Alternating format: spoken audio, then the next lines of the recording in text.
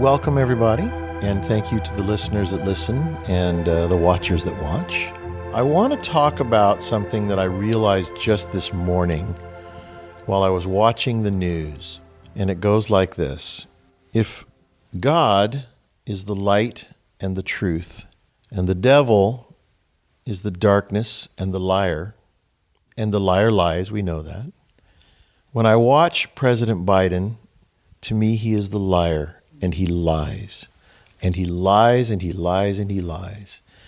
But what I want to talk about today is how gullible we are that we would think that because he holds the highest office in the land, that he would actually tell us the truth.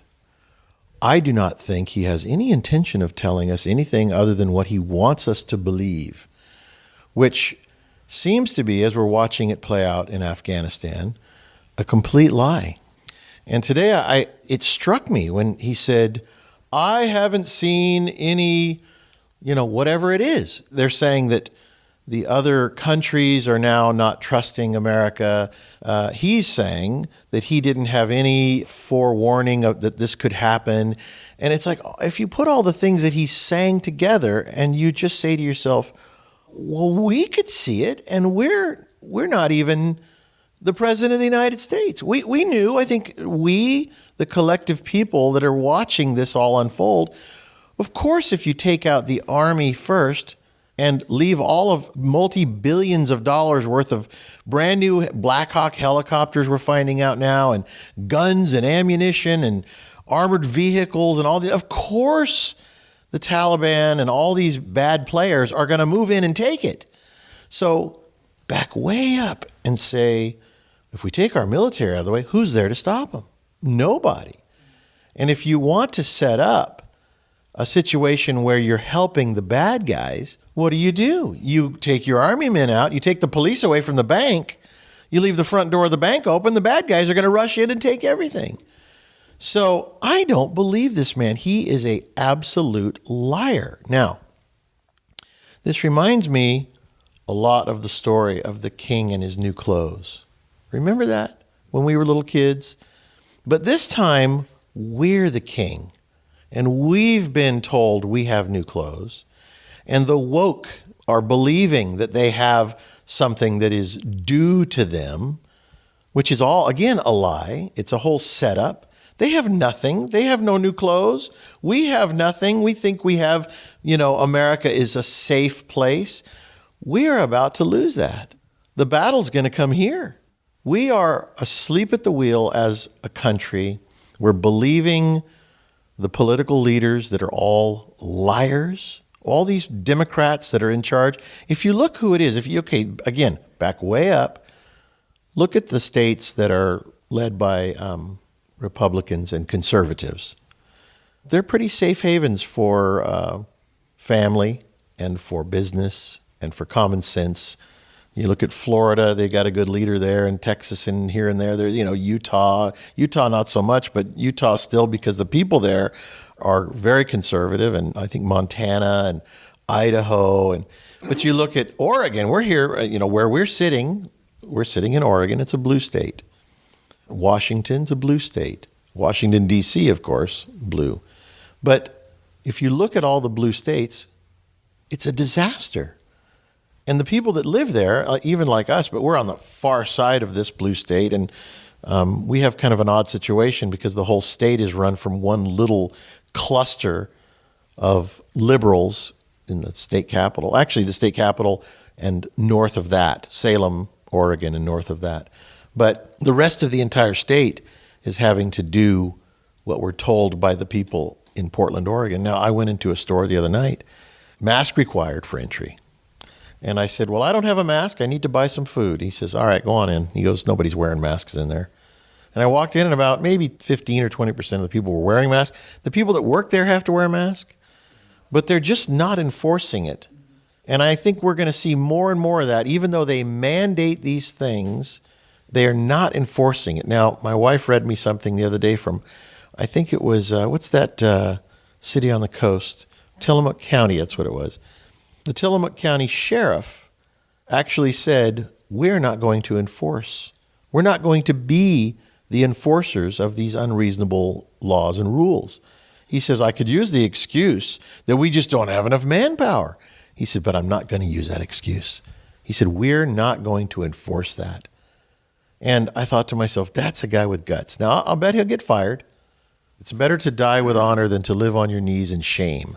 He said it's not the sheriff's duty to enforce a health department mandate. He said that's not our duty at all. So he doesn't feel like there's even any responsibility for him to do it. It seems like to me that the only way that this country can get out of the financial devastation that it's looking for, if Congress passes this multi-trillion-dollar bills that they're looking at, the only way that the country can come out of it is with a war. The question really boils down to this. Those of us who are awake, and I want to snap my fingers and say, wake up, wake up, wake up, wake up. Yeah, because it doesn't really make any difference at this point. Either you're awake and you see it, or you're in your state of denial. And it may be the state you live in. But for us, my friend says to me, you live in Oregon. It's the bluest, nastiest, worst crime, the worst rise in crime. And I said, yes, that's true. That's true. That's true. It's completely on the other side of the state. And I used to say to my friend who lived in San Diego, I don't want to live that close to the Mexican border because they're going to come right into San Diego and, rape and pillage and do what they want when the time comes, if the time comes like that. And now that same person makes fun of me because our state of Oregon here has got the highest crime rate. But it boils down to this. It doesn't matter where you are, really, when the time comes. If you're not prepared, you're not going to be able to help yourself. Now, God helps those who help themselves, so I always like to be prepared. I also take an umbrella when I see the rain clouds coming. And I see, my last Sunday talk was called Something Wicked This Way Comes. I see the rain clouds. Do you see the rain clouds? We all see the rain clouds. Are you taking an umbrella? Are you getting prepared? I am. And I know that this is an important thing, and I keep talking about it, and I don't know why. I actually say to myself sometimes when I'm driving, I'm thinking about things, I thought, you've said it enough, now just shut up. And then I think, no, I can't shut up because it's coming. And we're seeing it play out as if almost, and if you're old enough, which I'm really not, but I do kind of remember Vietnam time. I was 8 years old towards the end of 1968. When did Vietnam end, roughly? In the 74. So I remember, for some reason, maybe it was because my father was talking and I was listening and watching the news. I remember the late 60s and early 70s. 74, I would have been 14 years old. I remember the horrors that people were talking about and what they were talking about on the news. And this seems exactly the same. And you think to yourself, here we are, 2021. The world is really crumbling around us. Everything we thought just a year ago when we had Donald Trump in the presidency, we thought, well, he's going to win. Did anybody in this room or listening have a doubt in their mind that Donald Trump would win? I didn't. I thought he's going to win. There's no way those jokers can steal the election. Well, yes, they can, and they did. And now we have this absolute liar. President Biden is an absolute, bold-faced liar. But the liar lies. So we shouldn't even be angry at that. It is what it is. We've got a liar in there. So everything that comes out of his mouth, I just write off as it's a lie. And even if he tells the truth, it's only to drive his narrative, and in a few minutes, it'll twist around, back around to the deception again. We have all been, sitting there waiting for the horse to ride up with the white horse with the cowboy with the white hat on. And unfortunately, the bad guys are in office. And if you look at all the people that are in office, most of them were in Obama's White House as well. And I've actually heard many people state that, well, Biden seems like he could be telling the truth.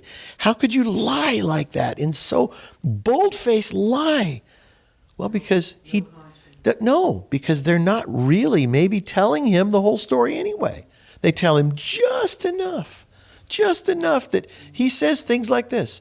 I haven't seen any of this. I'm not aware of any of this. Well, maybe he's not, but it doesn't even matter because he's still a bold-faced liar. We can see it. We that are awake can see it with our own eyes. And it's always back to that simple thing that my father's always said. What is 1 + 1, 2? How do you know? Because my teachers taught me. Well, now ask me. What's 1 + 1, 2? How do you know? Because I can see it to be the truth. I can see it. It doesn't take much brains here. If you wake up and you really step back for a moment and look at what's going on, this is what my father has been warning us about for all of my life. And most of you have been listening. He's written books about it. He's been warning us about it. It's interesting that now here we are like, who was it that said? It was Connie, I think, said the other day, we were having a little discussion about my father, and he said, oh no, you know what it was? It was Christine, one of our board of directors. She said, I don't know. I'm so sad. I don't know what I'm going to do when you're gone. And he says, rubbish. He said, when Jesus left, the disciples carried on. And oddly enough, we sat in here today, and I made a little joke. I counted. We have a little group that gathers. And wherever you are, maybe you have a little group that gathers or a little group of people and your group is the disciples in your area. Our group here is the disciples in our area. And we've got to carry on. We've got to wake up our friends. On Friday's show, I yelled at a guy pretty heavily because he's a veteran. And he sent me a note like, quit talking to the audience like they're a bunch of kindergartners. He says, I was in the military in Afghanistan or wherever he was, and I felt like, you know what? You shouldn't be writing me this letter. You should be writing me a letter saying, you're right, Alan. You're right. We need to wake up. We need to speak up. We need to stand up, speak up, and make sure that we're heard. And do it in no uncertain terms. And so I spoke up for an hour on the radio, and the man wrote me a really nice note saying, I know it sounded like you were mad. He said, but I heard you, and I am on your team. And he said, carry on, brother. That was how he said the end was, carry on, brother. And then I got a letter from a lady named Ashley, and she said, I'm madder than hell, and I'm not going to take it anymore. I'm going to stand up. I'm going to speak up. God bless you. And it doesn't matter whether you're man or woman, you've got to stand up, you've got to speak up, and you've got to be heard. You can't speak up out of anger, can you? No, but you can get angry at evil. You can get angry at evil, but there's a righteous anger. You don't get angry at evil like you get angry. No, it's like I said, it's a righteous anger. You can see it for what it is, and when it does evil things, and it like right now we see what's going on, and there's children getting killed, and you don't think God's angry? You think God what? He says no. But I think that everything happens for a reason. And to your point, I don't get angry with anger like when we talk about anger. I see it as evil. I know I need to stand up to it. And I know I need to do it in a righteous way, in a right way. But it's not anger, it's strength. And it's using the faith that I have in my Father in heaven, my Creator and my Savior, who will empower me to do the right thing at the right time. But I have to be open to Him. I have to be still and know that He is God, and to be open to Him putting the commandment in my heart of what He wants me to do. It doesn't come from anger, to Chuck's point. It doesn't come from anger. Perhaps the awakening comes from, I do not like injustice. I do not like liars. I do not like all the dark arts that are used to deceive people and pull them away from the light. And so that is a big topic, though. That is a big topic, the topic of anger, because a lot of people won't speak up until they're angry, but then they're using anger as their fuel. I don't want to use anger as my fuel. I want to see it for what it is. I think the difference between like a righteous anger and an anger is there's judgment. There's an emotionality and a judgment that's in the wrong kind of anger instead of the righteous anger. Any thoughts, Chuck? Yes, I agree. It's a funny thing because Using the word anger. Yeah, no, she's right. She says the tricky thing is using the word anger. The tricky thing is having anger and then calling it righteous anger because I'm right. Yeah. That is is twisting, taking these words and twisting it, because anger is anger. It is what it is. Now, you may not see what you're doing is angry, but your little kid will notice it in the way you hand them their milk. They'll see the anger and they'll react to that. So you can't label your anger and make it good because it's for a good cause. The enemy to us thinks they are righteously angry at us foolish, non-vaxxer, unmasked heathens. They think that they have a right to be that angry. That anger will destroy them. Yeah. And what we have to learn, we have to see the anger in ourselves and try to undo it and find out we can't undo it. All we can do is see it. And then as the more you get into this process, what your dad talked about, as you see the anger has the power over you, but you can't undo it yourself, even though you don't want to be it, the more you're aware, the more conscious you are, the closer you will be conscious, so conscious that before the anger even grabs you, you'll see it rising up. And in that consciousness, you'll begin to see it being modified. And it will be modified another way. And it doesn't mean that you won't act. It just means that you will act, like you said, out of another energy. And that's right. It is another. It's so, and they're so closely almost tied together. It's a very, very interesting thing. I had a situation that just happened where I got real emotional about something as I realized something. It didn't turn to anger. I think there's some people that are trafficking in people. There's a marijuana grow, and I think it's a guise to traffic people in. They've set up tents and everything. Anyway, instead of being angry, this really got me upset and really emotional because it's frustrating. You don't know where to take this, So I called the sheriff's department. But anyway, sometimes there's nothing you can do. You see what's going on at the airport in Afghanistan. There's nothing you can do about it. It's very frustrating, and you don't see an end to it. So there's people that say there's nothing I can do, and actually that was part of what the gentleman that wrote me the letter that set me off on Friday to talk about, united we stand. We all have to be one voice. We need to be what America stands for, justice for all. And he says, and there's nothing I can do, even though I was in the military. But then you hear these stories about private people getting together and taking airplanes over there to get out people. So there is something that can be done, but it may not be you, or you, but it may be you that's listening.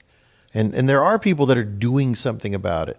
But what we can do about it over here is, first of all, we've got to learn how to deal with it. Because like Chuck was saying about anger and emotions, and they're all tied together.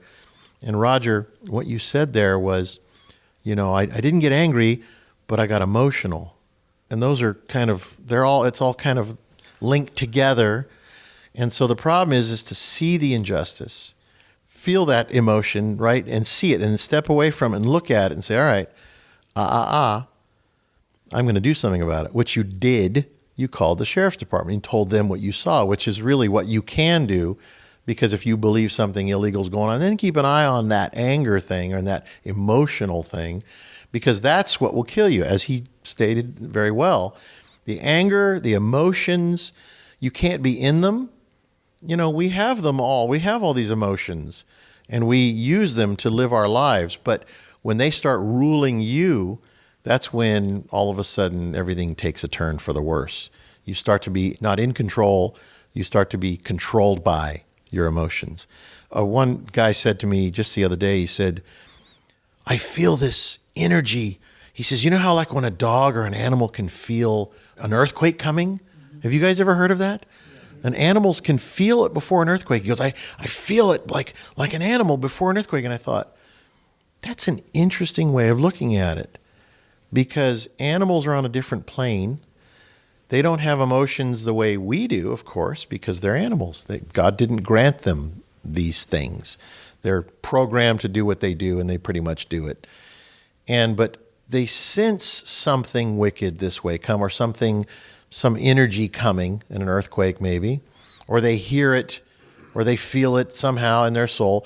But when he said that to me, I thought, well, maybe that's because, you haven't quite learned how to separate yourself from that animal instinct feeling. And he was grappling with it. He was fighting with it. He was emotional about it. He's like, he wants to run. These are all fight or flight emotions like animals get, right? And I thought to myself, if I get that feeling, I step back from it once and I say, what is that feeling? You can either stick with it and run and you don't know what you're running from even, or you can take a step back from it and look at it and say, well, what is that? And then maybe expand your search for it. Seek and you shall find, right? So what is that? What is that feeling? And you can ask your Creator, what is this feeling I'm getting, Lord? And then maybe He'll give you the answer, which is, yes, maybe He's telling you to leave. Maybe He's telling you to prepare. Maybe He's trying to send you a signal, but you're only getting it on the animal level because you're not actually rising above into that more higher thinking, that supernatural state that we as human beings should be in. But we're not. We're such animals. We're in that lower nature, and we feel things, we hear things, we see things, we get scared of things. And the problem is we're not in a supernatural state, we're in a natural state. And humans are kind of like, sadly, unless they embrace their Father in heaven, they are kind of an animal, because they're an animal without the insight of the Creator. God gives us the insights that we're supposed to move forward on. Otherwise, we're just animals. We're born, we live, we selfishly live, we consume, we make babies, and we live our lives out and we die. That's not what we're here for. We're here for a much bigger purpose, the way that Jesus and the disciples were. We have a job in this life.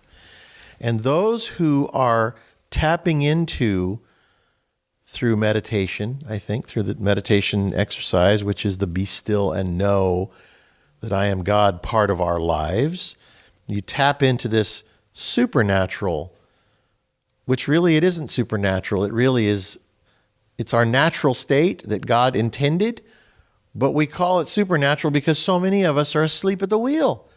I mean, you think about all the people you know. If you think about all the human beings you know, how many can you really say are on a much higher plane, a supernatural plane, than all of them in the big crowd of people you know?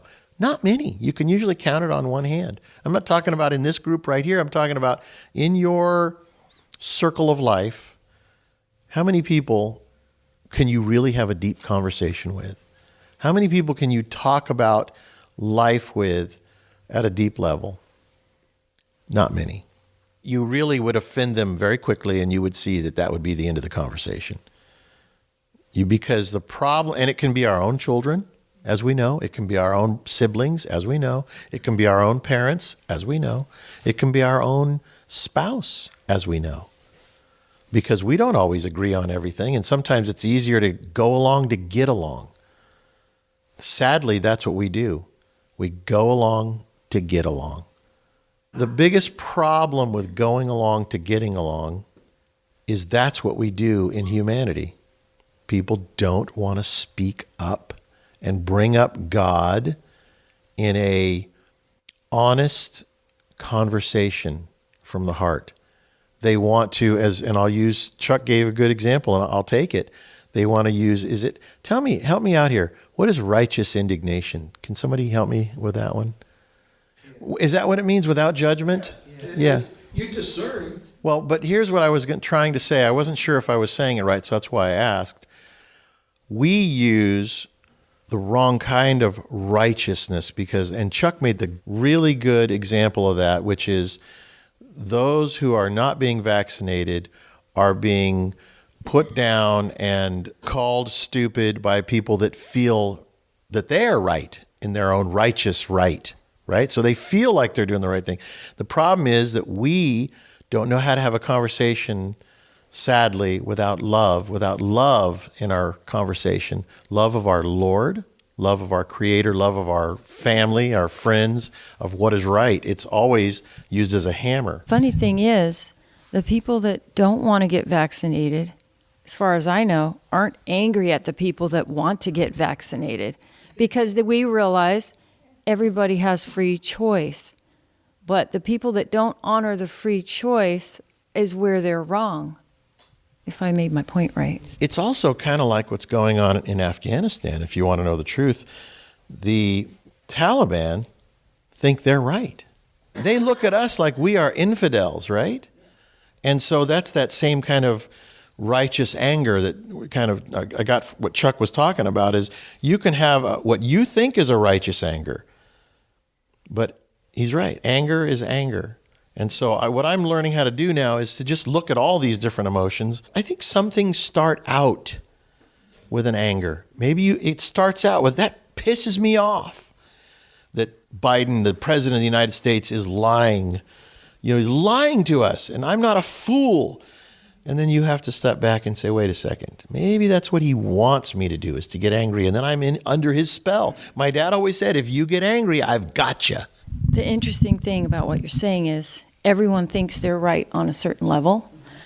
But the interesting thing is our founding fathers made room for everyone to have their own beliefs. That's the difference between our country and the other countries. We're right, everybody's wrong. Or religions, we're right, everybody's wrong. But the amazing thing about our country was everyone was given the space to live out what they believe is right. And that is something given by God. And our founders honored that freedom given by the Creator. That's what makes our country so amazing and unique. And that is what's trying to be destroyed right now, is that choice to live as you see fit.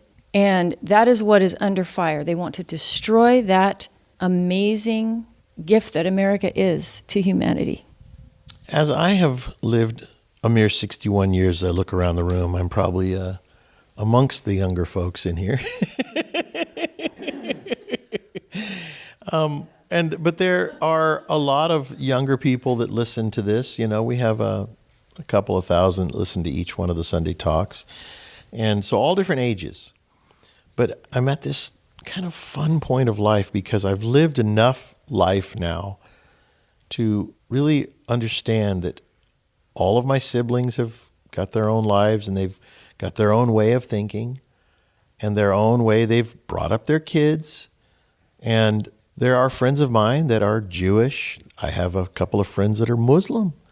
But I think that here in America, there's kind of like, as they call Mormons, Mormon lights, because they want to adopt the Mormon lifestyle because it's family friendly, so on and so forth. But they don't know if they kind of go with all along the Mormon line. And the Muslim guys that I know, or people that I know, are, that was the way they were brought up, so it's comfortable for them. So they're Muslim light, and you have Christian light. You can have Jewish light. I have Jewish friends, and I go to breakfast with them, and I said, I'm going to have ham and eggs and wheat toast, and 2 of those. I go, wait a minute, you can't eat ham. Oh, don't worry about it. It's like, so like Jan said, that's what America's about, is that, you all can do what you feel is right. Now, the other thing that I've learned in these years is that people change. People change. I've changed. I've seen a lot of people change. People in this room, people that I know that are listening right now. People change. And so if you can just step back and not be willful with your children, your friends, your family, but set the example, walk the walk, then you will have a ripple effect. Your life, they watch you. One of my brothers said to me one time, he said, you make me so mad. He says, because I'm always mad at the way you do things and frustrated at the way you do things. He goes, but then I look at your kids and I look at my kids and I see that, your kids respect you and mine don't respect me. And, these are conversations that happen over the years. And my kids haven't always respected me. You have to allow that they won't respect you at some point. And then maybe they'll change their mind and realize something through the journey of life. And I thought, and I didn't really say much. I go, well, thanks, because he was kind of giving me a little bit of a compliment, which it's hard to do with brothers. But I realized that we're all going to go, our lives ebb and flow. They say there's global warming, and if you look, the earth heats up and cools down all the time, ebbs and flows. And that is our life. We're going to change. One day, I have a friend who's an atheist, and I think, one day that guy's going to come to me and say, you know what? I finally determined there is a God. But I'm not going to judge him. I'm not going to continuously try and hammer him to be a Christian or to believe in God. No, I'm just going to live my life, and he's going to live his life. And as we go along in life, then you kind of, after a while, you have contrasts. My life and your life and his life and her life, they all start to contrast each other, and you can start to see where you've made mistakes and where you've done things right. And you start to actually have the data to kind of back up why you should be this way. So, like I said, I'm enjoying where I am right now because I have enough data at this point to know how to tell myself to shut the hell up sometimes.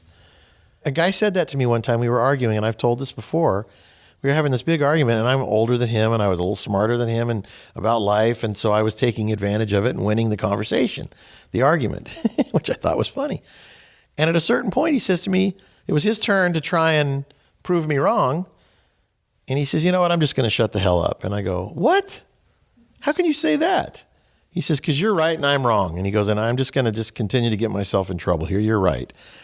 And I thought, I respected him out of that. I thought, that's great.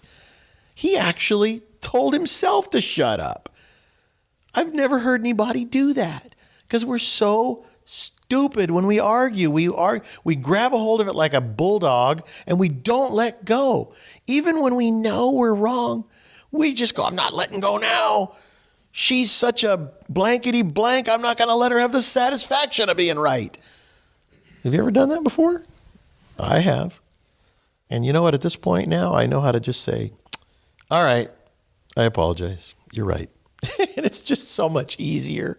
It's so much easier. It takes so much energy to fight when you're wrong. And then guess what? You're breathing. You're doing CPR to the devil that you've been trying to cast out. You're bringing him back to life inside of you. So I don't know. I look at all these things that are going on, and I hear in my heart. I too feel what that friend of mine said. Like the dog can hear an earthquake before it happens, and the cat and animals, and they have this extra little sense. I feel it, I hear it, but I'm not going to react and run from it unless something inside me, unless God says to me, you better get the hell out of there. And I'll tell all of you when I ever hear that, but my dad did that. He said, get out of the cities, okay? But he didn't say to you, get out of the cities and stay there. He got out of the city. And here we are, I think, in this safe little community, and you may be in a safe little community where you are. It may be near a big city. It may be near Sodom and Gomorrah, but don't look back when the explosion happens. That's all I can say. But I hear it. Don't you want to hear it? Don't you yearn to hear your Father in heaven speaking into your heart with his wordless word that is just a knowing? And then you hear wah, wah, wah, wah, wah, on TV, and you're like, oh, Donald Trump, wah, wah, wah, take the vaccine. I'm like, all right, I'm sorry, Donald. I'm with you on most of that stuff, but I'm not with you on the vaccine part. Well, I like him. I think he's mistaken. We're all able to make mistakes. I think he's mistaken. But he's right on a lot of things that he had to say. But I think he's wrong on the vaccine. I just heard him this morning from a rally he gave last night, and he said you can take the vaccine, but you have the freedom not to, and don't ever lose that freedom. And he said, if there is something wrong with it, I'll be the first to tell you. Well, maybe that was his warning. You have the freedom not to, and don't lose it. And thank you for saying that, because I'm glad, because our faithful Fabian sent me something. And Fabian is a guy who he believes that this whole vaccine thing is mass murder and all this stuff. And I think there's extremes to everything, right? In time, we'll find out what this vaccine or what this shot. It's interesting how they're calling it a jab. They actually call it a jab now, which I think is really a strange thing. If it's a vaccine, it should be called a vaccine, and it should be something that will stand the test of time. And normally the test of time happens in advance, a big part of it, so that they say, okay, so we did all these tests and everything, and it has withstood all of our strenuous testing and all this, but we don't have that.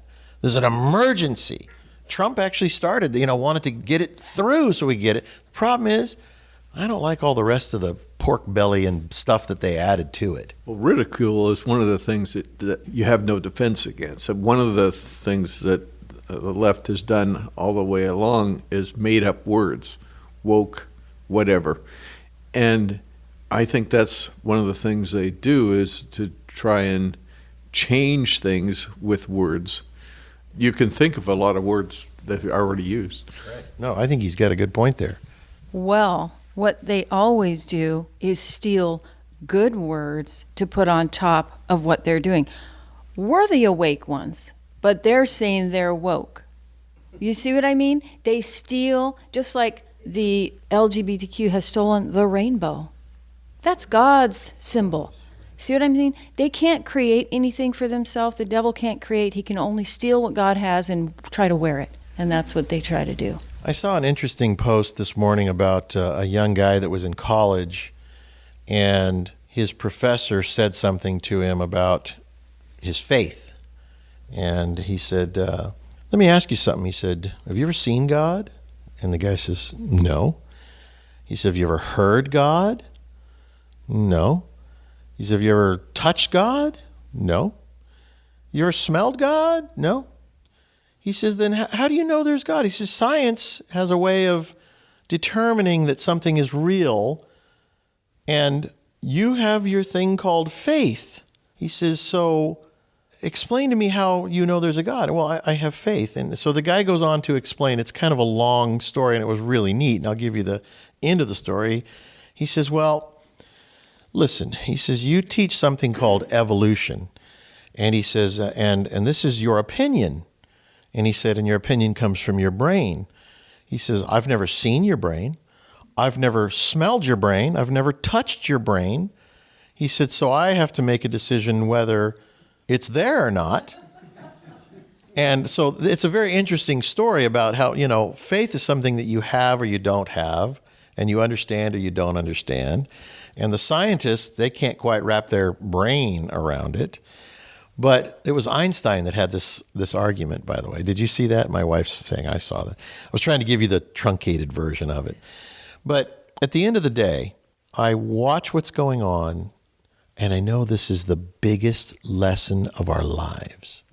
It really is. All the things that we've lived through, and all the things of children and marriage and divorce or not, and going through, your business and all the things that we've gone through, bankruptcy or riches, all these things, here we are. Here we are together.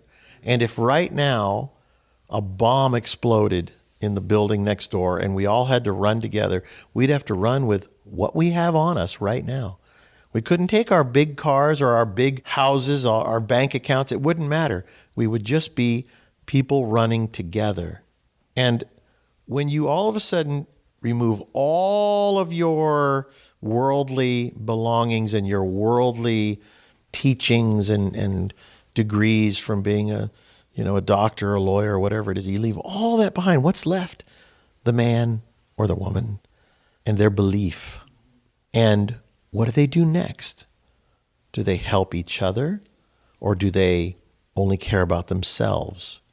We're at this interesting place in the history of the world and the history of our lives where we really have to look beyond the words, beyond the science, beyond the flesh to the spirit. And we have to listen with our spirit for the Spirit of the Father to guide us. Because all the words, all the beautiful words, all the beautiful stories that can be told really don't matter. It really matters to close your eyes and to be still and to listen with your soul to the soul of the Father. And that's the communication that I want. Because all these emotions and all of these wonderful things that I'm able to put my hands on now and or eat, smell, adorn my body with clothing and fancy things, it's all rubbish. It's all distractions from the simple thing, which is, what about my soul? My ultimate treasure. What about my soul? And how can I preserve that? And how can I honor my Father in heaven who knows me and knows you and what we place dear to our hearts. And I don't want it to be all my things. So I'm finding that it's like, is that part of my life over? It was so fun. All the fun things I had. It was so fun. And I go, is it over? Is it really over? I mean, do I really not care about all that stuff anymore, Lord? And the answer I get is, no, I'll remove that from you. You have a much bigger job. So when your heart is pure, you have a whole new joy. And I see my grandchildren and my nieces and nephews that come to me for guidance. And I all of a sudden feel the importance of the time I give them, how I look into their eyes, and so they know that I see them and I hear them. And I read a story this morning. It was Jerry Lewis, the comedian. I guess I see these things, oddly enough. I woke up at 5 a.m. and I just start looking at the internet and stories and things. And I thought, what interesting timing. He left his children out of his will purposely.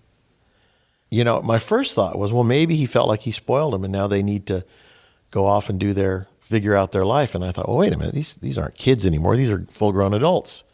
They were born in the 50s and 40s, late 40s, 50s and 60s. And then he adopted a couple and he didn't leave them a penny. And his estate was worth like $75 million. Didn't leave them, it says purposely leave out, and he named them off, left them nothing. And then you start hearing their stories, that he was just a horrible father. His youngest son committed suicide at 45. And before he committed suicide, they had a few stories about him that his father just didn't love him. His father wouldn't give him the time of day.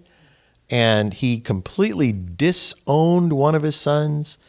I look at that and I think to myself, what a shame. A father and a mother are given a gift from God, a human being to raise up and to teach about life and about God and heaven and to learn from and to be the example to. And I cherish my children. I cherish your children. And I'm starting to see that now I am supposed to, in my life, as I'm being given this gift of consciousness, I'm supposed to share that. And so really, what is our purpose? Is our purpose to get as much money as we can and leave that to our kids? Nope. So, I mean, I'm over with the story with Jerry Lewis, but I think that he really made a big mistake. And I always liked Jerry Lewis. And he had the Jerry Lewis telethon. He raised $2 billion for multiple sclerosis or whatever it was. But he was a horrible father to his kids. So the story goes. I don't really know. But what is our purpose in this life? How many of us have heard, he who wins with the most toys wins? He who dies with the most toys wins. It's an absolute lie. But the funny thing is, he who dies, I believe, by freeing the most souls wins. And as I've heard to be a freer of souls, I mean, saying a few words to somebody can help free their soul. Just a few small words. I told a story. We had a board meeting the other day, and I want to just share this story. I'm a car guy. I love playing with cars, mechanical things. It's always been my kind of joy. And I bought a pickup truck and a bad transmission. And I thought, well, I know where I can get a transmission because I used to own a wrecking yard. So I went to look at it, and it was a young kid, really nice young kid. I mean, just bright, clear eyes, just cute as could be. I just thought, this is just a really cute, delightful young man. He was only 18 years old. And I said, well, is it your car? He says, yeah, it's my car. I paid for it with my own money. And I said, and how old are you? And he says, I'm 18. And I said, do you have the title? It's in your name? He says, it's in my name.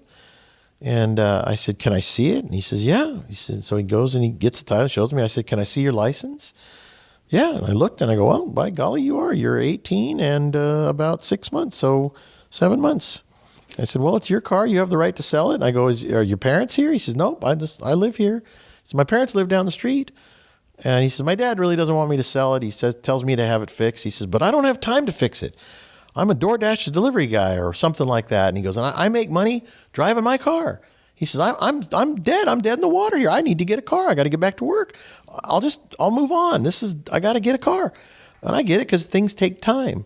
So I'm having this whole conversation with this young man, and I'm seeing this budding little entrepreneur. He's on his game. He's only 18 and he's making money. He already had a car paid for. And so I was about to buy the car from him after I went through all of my questioning, and I saw he had black fingernails. And I looked at him and I said, you know, the only one thing is, I said, those black fingernails, you got to get rid of that. I said, that's a real problem. I said, because I'm almost thinking about not buying it from you because I don't know what kind of kook you are. I said, I don't know if you're a Satan worshiper. I don't know what kind of kook you are. And he looks at me and he started laughing.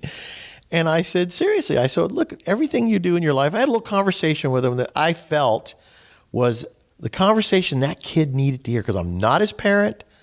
I'm not his big brother, his uncle. I'm a guy that I think he was kind of looking up to me a little bit because he looked at my life a little bit on social media. That's how I found it on Facebook Marketplace. So I had this conversation with him about his black fingernails. He says, yeah, I know. My friends are doing. I said, do me a favor. I said, you want to stand out in this world? Don't do everything your friends do.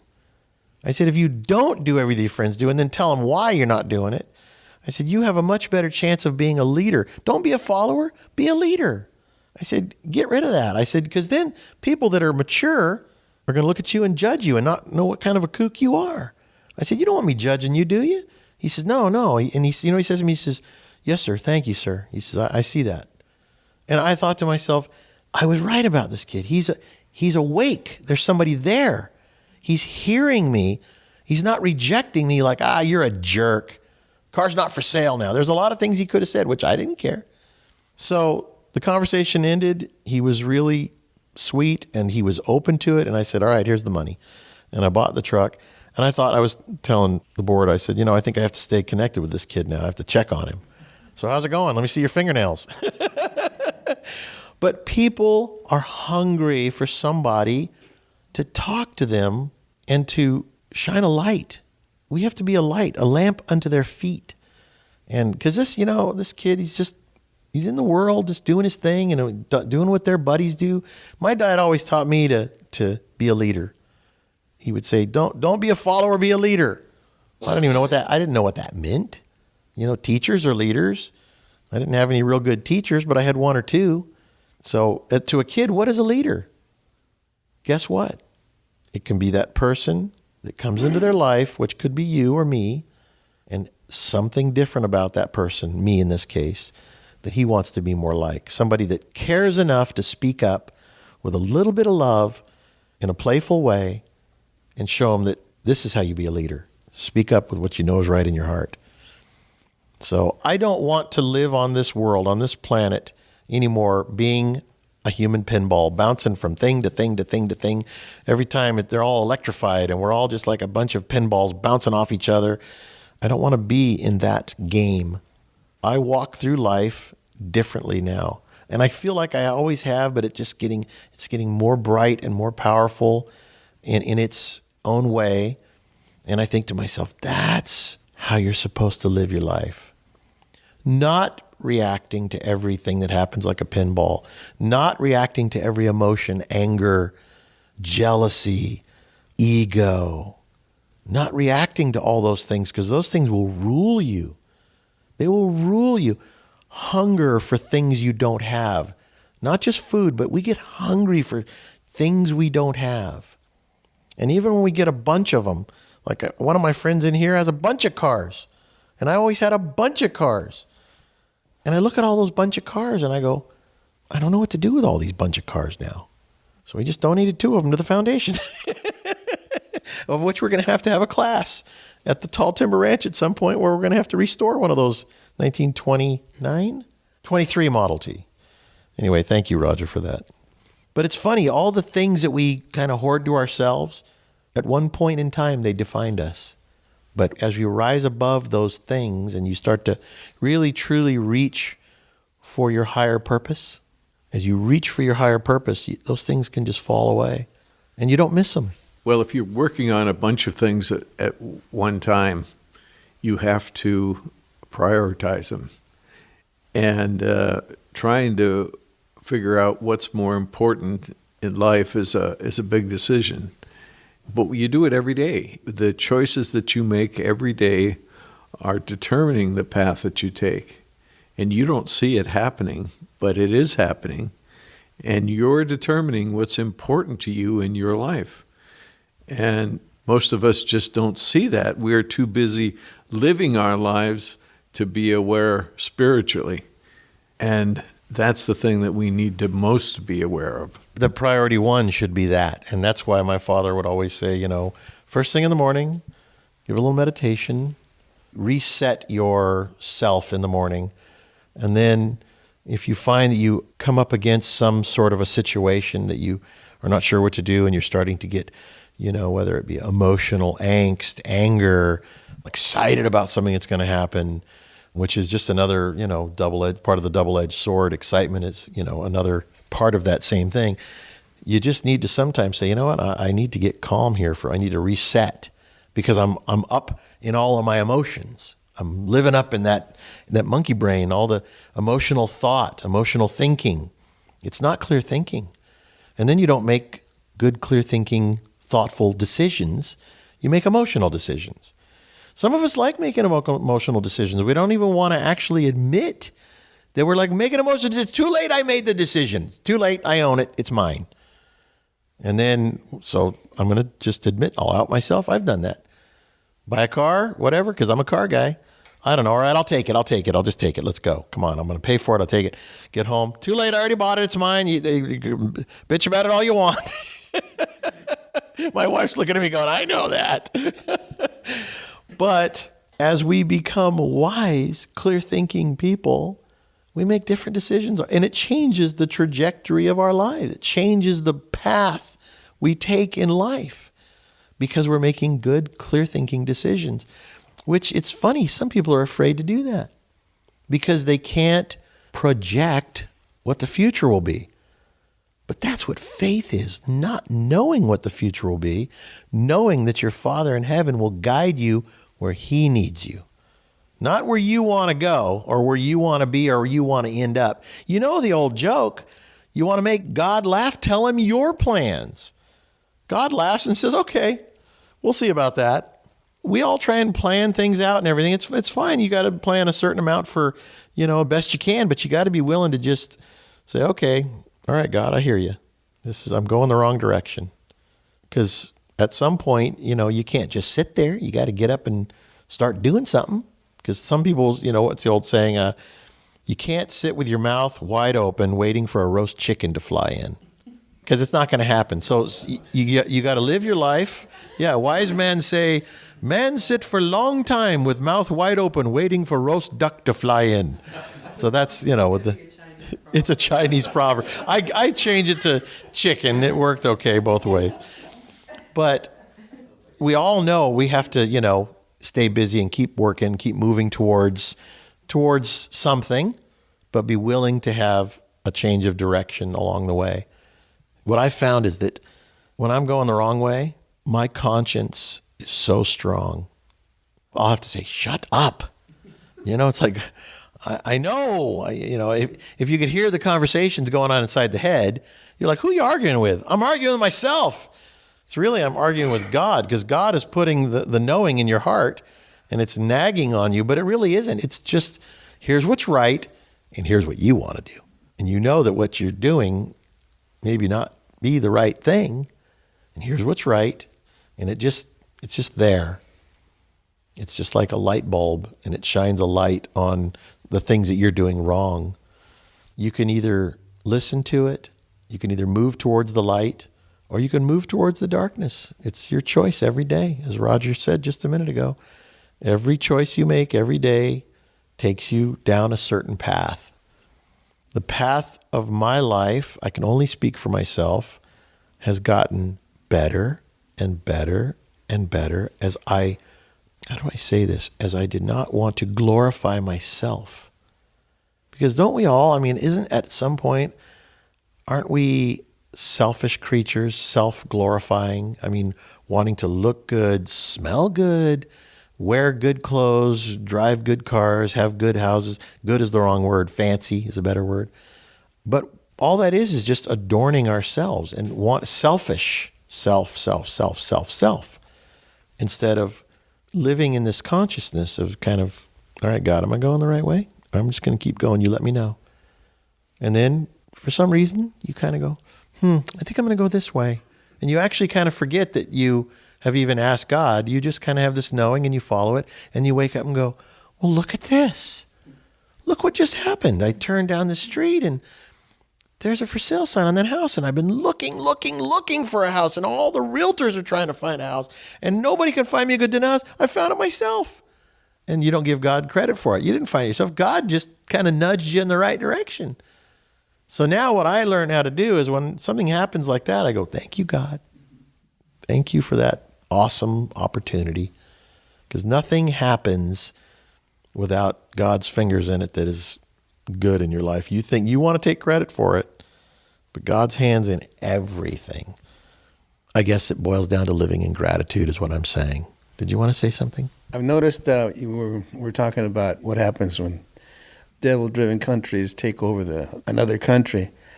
There's one movie I remember really clearly. It's called The Killing Fields. I remember so clearly the fields of skulls and everything. And I think if people need a graphic recall for that because they don't understand what's going to happen, especially in a country like Afghanistan where the Taliban is going to take over, that's the time we need to look at it very carefully. That's all I got to say. We need a lesson. So yeah, again, we'll come back to this with don't get angry at it. Don't get angry at it. See it, you'll start to get angry and then you have to go, oh, there's my anger. See your anger and then just watch what you're watching, whether it's the President of the United States lying to you, whether it's the injustice of what is going on in Afghanistan or anywhere in the world or in your living room. Don't get angry at it. The key to all of this is how to control your emotions, which, it's the same thing, how your mind can keep you well, Hypnotic States of Americans, all the books that my father has written.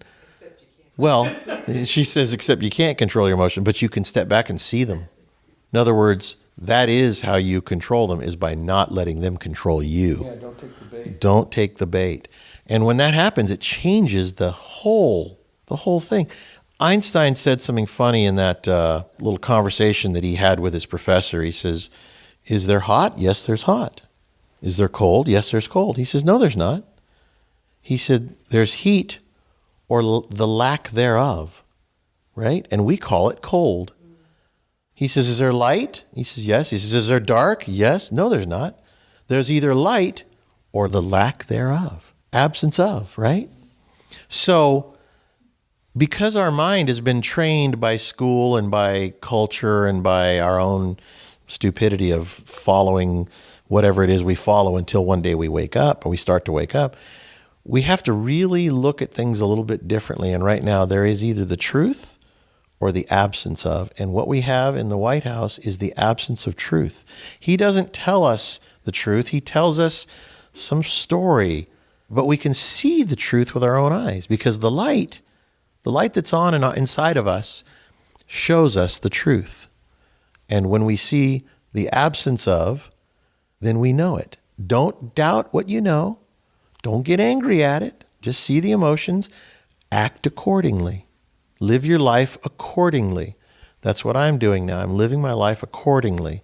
And so if I hear and see and know that I must do something different than I am today, then I will. I don't have to make a big deal out of it. I would probably tell you guys, hey, I got a big feeling I need to move, and so I'm going to be moving, and here's what I'm doing, and here's why. I don't have that right now. My friend says to me, I don't know why we can't live in this blue state. I'm not going to live in a blue state. I'm not going to plant my seeds in a blue state. And I thought, well, but the next election, it may not be a blue state anymore. Sometimes you have to have somebody like a blue governor for a while to destroy and create the environment for people that can see that they haven't spoken up enough to find their voice and speak up. So I'm finding my voice. I hope you guys are too, because we need to speak up. That's a good place to end. I would just say again, as you watch these things go on in this crazy world right now, don't get caught up in them. Don't get caught up, because that's a tornado of thought. The battle, there's a lot of battles going on. The battlefield is, you have a biological situation with this COVID thing. You have a real war going on with guns and bullets. But the real war is for the soul, and it's being fought in the mind. The battle is for the minds and hearts of men and women. And they're using all these distractions. And guess what? It's the same thing we just talked about right there. God calls you and he says, You may just hear that little kind of something that is saying to you, you shouldn't be doing that, whatever it may be. I'm not going to say it's the vaccination. I'm not going to say it's whatever. It doesn't matter. Only you can know that. But that voice is there. And if you don't hear him call you, because you're so caught up in the anger of the news, so worried about vaccine or COVID, so worried about getting the new lawn put in before, the season is off or whatever, there'll be a million things. The meditation exercise is that will reset you and give you that moment of silence that you need to be able to hear that voice. And so that's why my father was so adamant to do the meditation, because we get caught up in the whirling dervish, the tornado of life, the craziness of life, and it's a trick. The devil's using all his tricks right now, all at once. Be still and know that he is God. Use the meditation exercise. It's free on the website. Just want to say thank you to those who contribute to the foundation.